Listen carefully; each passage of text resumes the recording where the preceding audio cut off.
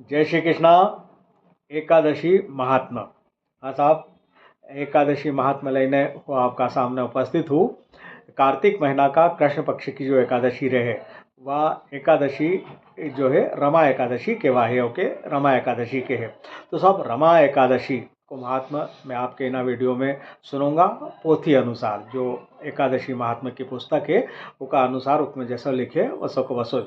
एक खास बात कि रमा एकादशी को व्रत रखवा वाला का ब्रह्म हत्या सहित सगला पाप होन नष्ट हो जाए है और एको महात्मा सुनवा वाला के अंत में विष्णु लोक की प्राप्ति होवे है साहब।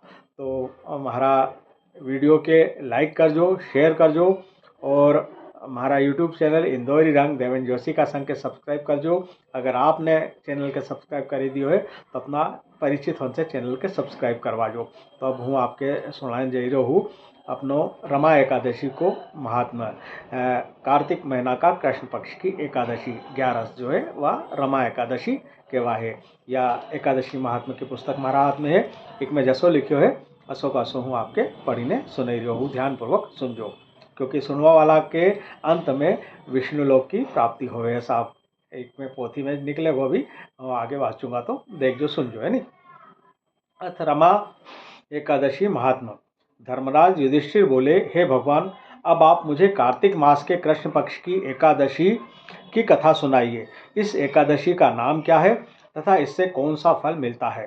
श्री कृष्ण भगवान बोले कि राज राजेश्वर, कार्तिक मास की कृष्ण पक्ष की एकादशी का नाम रमा है। इसके व्रत से समस्त पाप नष्ट हो जाते हैं। इसकी कथा इस प्रकार है। प्राचीन काल में मुचुकुंद नामक एक राजा राज्य करता था। उसके इंद्र, वरुण, कुबेर, विभीषण आदि मित्र थे। वह सत्यवादी तथा विष्णु भक्त था। उसके एक उत्तम चंद्रभागा नाम की लड़की उत्पन्न हुई। उसने उस लड़की का विवाह राजा चंद्रसेन के पुत्र शोभन से किया। एक समय जबकि वह अपने ससुराल में थी, एक एकादशी पड़ी। चंद्रभागा सोचने लगी कि अब एकादशी समीप आ गई है, परंतु मेरा पति अत्यंत कमजोर है, इसलिए वह यह व्रत नहीं कर सकते, परंतु मेरे पिताजी की आज्ञा कठिन है। जब दशमी आई तब राज्य में ढिंडोरा पीटा। उसको सुनकर शोभन अपनी पत्नी के समीप गया और उसने पूछा कि हे प्रिय, तुम मुझे कुछ उपाय बतलाओ, क्योंकि यदि मैं व्रत करूंगा तो अवश्य ही मर जाऊंगा। इस पर चंद्रभागा बोली, हे प्राणनाथ, मेरे पिता के राज्य में एकादशी के दिन कोई भी भोजन नहीं करता। यहाँ तक कि हाथी, घोड़ा, ऊंट आदि भी तृण, अन्न, जल आदि ग्रहण नहीं करते। फिर यहाँ मनुष्य कैसे भोजन कर सकते हैं। यदि आप भोजन करना चाहते हैं तो यहाँ से दूर दूसरे स्थान को चले जाइए, क्योंकि यदि आप इसी स्थान पर रहोगे तो आपको व्रत अवश्य ही करना पड़ेगा। इस पर शोभन बोला कि हे प्रिय, आपका कहना बिल्कुल उत्तम है, मैं अवश्य ही ऐसा करूँगा। भाग्य में जो लिखा है वही होवेगा। ऐसा विचार करके उसने एकादशी का व्रत किया। जब अब सूर्य भगवान भी अस्त हो गए और जागरण के लिए रात्रि हुई, वह शोभन को दुख देने वाली थी। दूसरे दिन प्रातः से उसने पहले शोभन इस संसार से चल बसा। राजा ने उसके मृतक शरीर को दहन करा दिया। चंद्रभागा अपने पति की आज्ञानुसार अग्नि में दहन न हुई, परंतु पिता के घर रहना उत्तम समझा। रमा एकादशी के व्रत के प्रभाव से उसे मंदराचल पर्वत पर धन धान्य से युक्त तथा शत्रुओं से रहित एक उत्तम नगर प्राप्त हुआ। एक समय मुचुकुंद नगर में रहने वाला एक सोम शर्मा नाम का ब्राह्मण तीर्थ यात्रा के लिए निकला। उसने घूमते घूमते उसको देखा। उस ब्राह्मण ने उसको अपने राजा का जमाई जानकर उसके निकट गया। राजा शोभन ब्राह्मण को देखकर आसन से उठ खड़ा हुआ। अपने ससुर तथा स्त्री चंद्रभागा की कुशलता को पूछने लगा।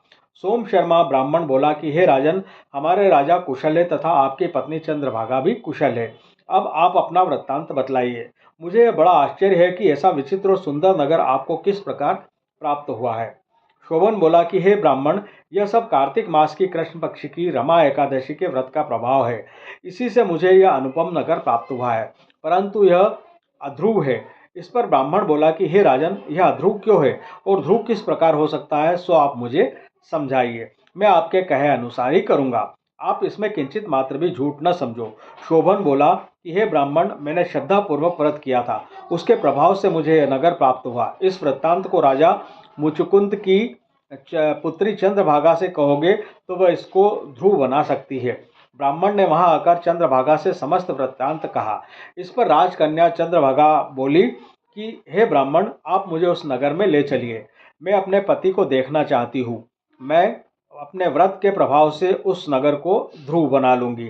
चंद्रभागा के वचनों को सुनकर वह सोम शर्मा ब्राह्मण उसको मद्राचल पर्वत के पास वामदेव के आश्रम को ले गए। वामदेव ने उसकी कथा को सुनकर चंद्रभागा का मंत्रों से अभिषेक किया। चंद्रभागा मंत्रों तथा व्रत के प्रभाव से दिव्य देह धारण करके पति के पास चली गई। शोभन ने अपनी स्त्री चंद्रभागा को देखकर प्रसन्नता पूर्वक वाम अंग में बैठाया। चंद्रभागा बोली, हे प्राणनाथ, अब आप मेरे पुण्य को सुनिए। जब मैं अपने पिता के गृह में 8 साल की थी, तभी मैं यथाविधि एकादशी का व्रत करने लगी हूँ। उन्हीं व्रतों के प्रभाव से आपका यह नगर ध्रुव हो जाएगा और समस्त कर्मों से युक्त होकर प्रलय के अंत तक रहेगा। चंद्रभागा दिव्य रूप धारण करके तथा दिव्य आभूषण तथा वस्त्रों से सजकर अपने पति के साथ आनंद पूर्वक रहने लगी और शोभन भी उसके साथ आनंद पूर्वक रहने लगा। हे राजन, यह मैंने रमा एकादशी का महात्म कहा है। जो मनुष्य इस रमा एकादशी के व्रत को करते हैं, उनके समस्त ब्रह्म हत्या आदि के पाप नष्ट हो जाते हैं। जो मनुष्य रमा एकादशी का महात्म सुनते हैं, वह अंत में विष्णु लोक को जाते हैं। श्री एकादशी महात्मा यो थो साहब रमा एकादशी को महात्मा जो मैंने आपके पढ़ी ने सुनाए हो। कार्तिक महीना का कृष्ण पक्ष की जो एकादशी है वह रमा एकादशी रमा 11 होवे है। और एक और विशेष बात जो है वह यह है कि लगभग दिवाली को त्यौहार हमारे जो है सबसे बड़ा त्यौहार वो की शुरुआत भी 11 का दिन से ही हुई जाए, मतलब तैयारी पूरी हुई जाए और फिर दिवाली को त्यौहार लगी जाए साहब। तो आप सबके 11 की शुभकामना, साथ में दीपावली का त्यौहार की भी बहुत सारी शुभकामना और बधाई। जय श्री कृष्णा, जय हो 11 माता की।